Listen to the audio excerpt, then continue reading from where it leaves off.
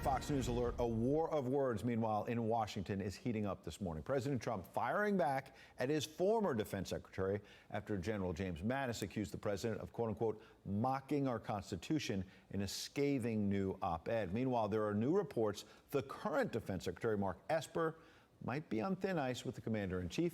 Our correspondent, Kristen Fisher, is live from the White House with the latest. Good morning, Kristen.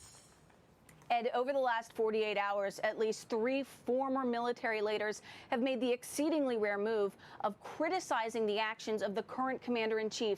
First, it was the former chairman of the Joint Chiefs of Staff, Mike Mullen, who said that he was sickened by what went down in Lafayette Square on Monday night. And then last night, the former defense secretary, James Mattis, he put out what can only be described as a scathing statement accusing President Trump of making a mockery of the Constitution and of actively trying to divide Americans. The statement reads in part, quote, "I've watched this week's unfolding events angry and appalled.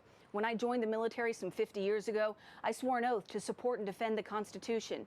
Never did I dream that troops taking that same oath would be ordered under any circumstance to violate the constitutional rights of their fellow citizens, much less to provide a bizarre photo op for the elected commander-in-chief."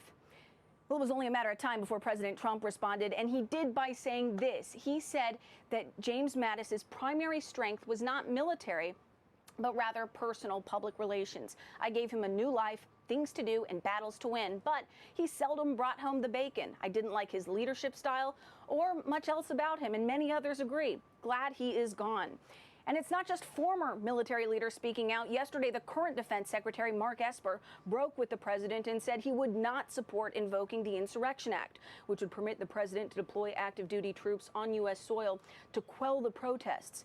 That has put Secretary Esper's standing in the Trump administration very much in question. But later in the state, the secretary did make a reversal after a meeting right here at the White House, and he will no longer be sending home all of those active duty troops that have been staging right here in the D.C. area. Ed? All right, we'll watch it. Kristen Fisher, thank you. Sandra?